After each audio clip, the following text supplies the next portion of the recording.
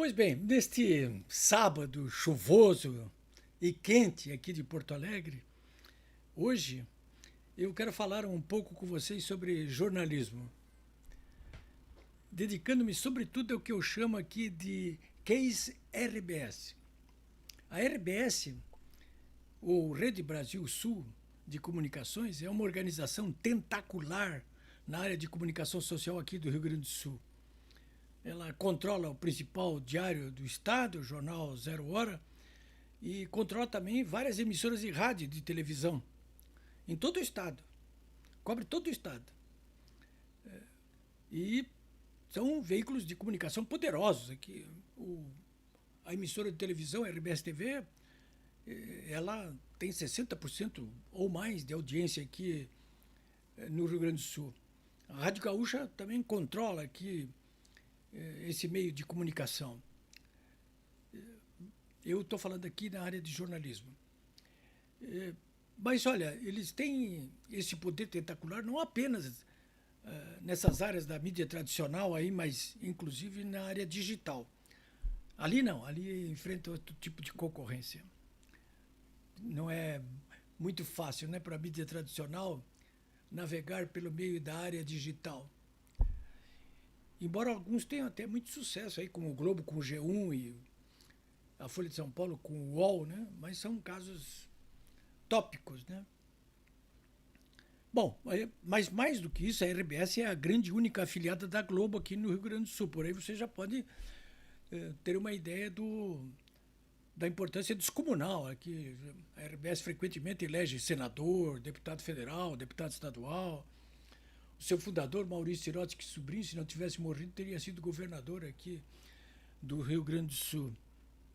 Bom, quem domina tudo isso aí, esse negócio, é a família Sirotsky, que possui interesses extraordinários não apenas na área da mídia e do entretenimento, mas em várias outras áreas da economia, como, por exemplo, a construção civil, cujo maior expoente é a Maiojama.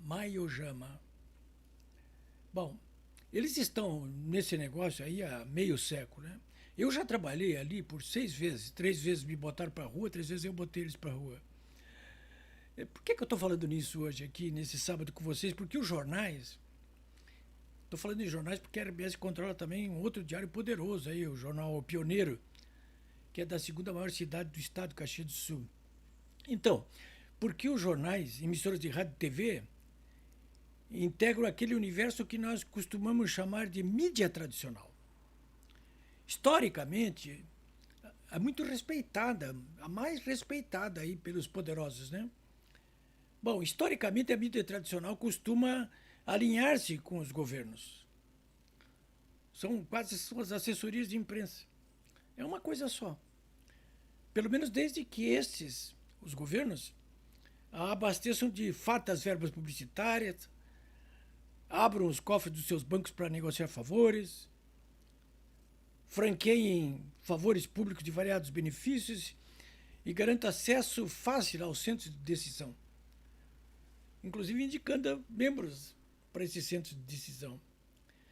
E, historicamente, a mídia tradicional, apesar disso, mantém a aparência perante o público de que faz jornalismo de qualidade, ou seja, que se mantenha de rabo preso com o leitor. Passa essa falsa ideia, reportando os fatos como eles são, o que significa abrir espaço para dar contraditório quando for este o caso e se comprometendo com a verdade, porque é isso que uma mídia tradicional, independente de rabo preso com o leitor, faria, né? Reportar os fatos como eles são, abrir espaço para o contraditório quando for este o caso e se comprometendo com a verdade. Isso é porque o pessoal que faz jornalismo nas faculdades aí aprende, inclusive, mas não é a realidade. Bom, mas a mídia tradicional nem faz mais questão de manter essas aparências, pelo menos desde que as redes sociais quebraram o seu monopólio da informação e de opinião. Eu fiz toda essa introdução para que você saiba com quem está lidando. E resolvi comentar com vocês o que acontece com os conteúdos jornalísticos do jornal Zero Hora aqui de Porto Alegre, o maior do estado, que é quem baliza tudo o que se escreve, fala e apresenta em todos os veículos de comunicação da RBS, do grupo, que é o que domina o estado. O grupo RBS está cada vez mais, me parece, cada dia que passa, cada vez mais desesperado em manter a sua aliança com o eixo do mal. E faz isso não apenas através dos editoriais que publica, mas editando os fatos com a única versão que lhe interessa.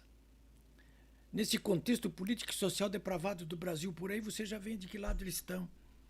Neste final de semana, conforme demonstrei no meu blog de hoje, polibiobraga.com.br, os principais articulistas da RBS, editorialistas, entrevistadores, os principais, que são os nomes por trás desse monstro tentacular de comunicação, eles investem nesse final de semana, particularmente, corrosivamente, contra, novamente, personalidades como Bolsonaro, um vereador que está se destacando muito aqui no estado, que é o Ramiro Rosário, aqui de Porto Alegre, do Novo, e até com o Donald Trump, claro, né?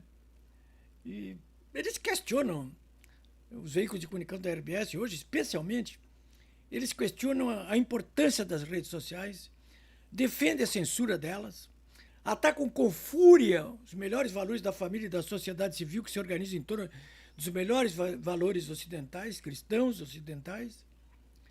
Bom, eu já estou concluindo aqui, mas quero dizer para vocês que neste final de semana, esse jornal, Zero Hora, abre uma página, por exemplo, para que o professor Eugênio Bussi fale mal das redes sociais e da internet, pregando a censura. E o jornal não previne aos seus leitores que esse Bussi foi presidente da EBC no primeiro governo Lula.